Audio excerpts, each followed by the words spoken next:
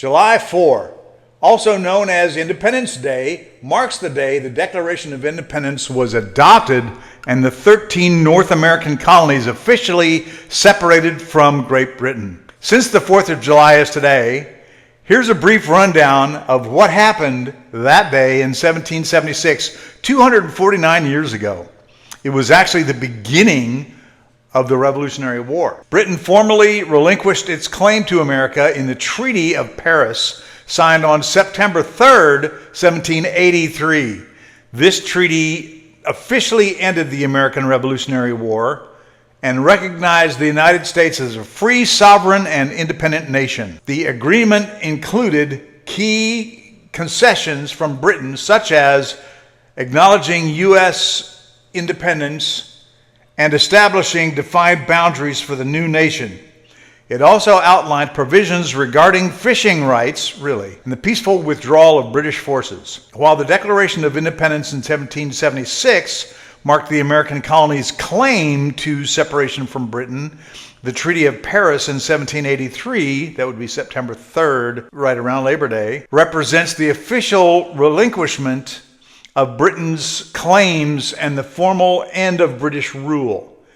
The final ratification of the treaty occurred on January 14th, 1784, by the Congress of the Confederation. The Confederation Congress, also known as the United States Congress Assembled, was the governing body of the United States from 1781 to 1789 under the Articles of Confederation. It replaced the Second Continental Congress and was a unicameral, one-house, legislature composed of delegates appointed by the state legislatures. Each state had one vote or voice, regardless of population. This period was characterized by a weak central government with limited powers, leading to significant challenges and ultimately contributing to the creation of the U.S. Constitution.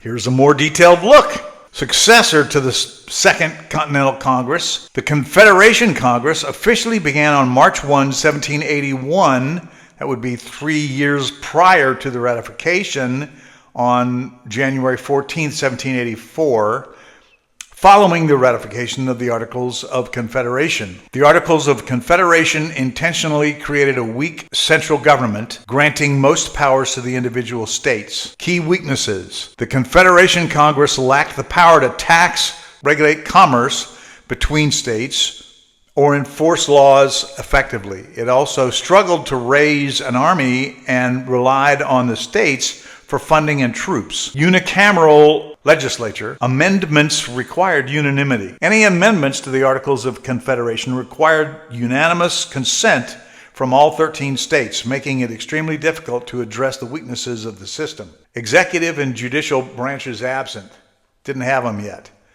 The Confederation Congress did not have a separate executive branch like a president or a judicial branch, federal courts, to enforce laws.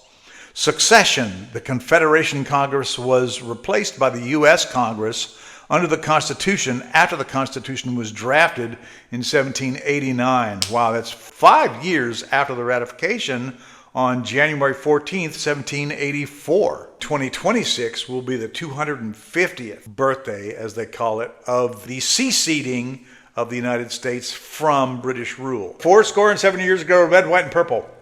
Or red, pink, and purple. Or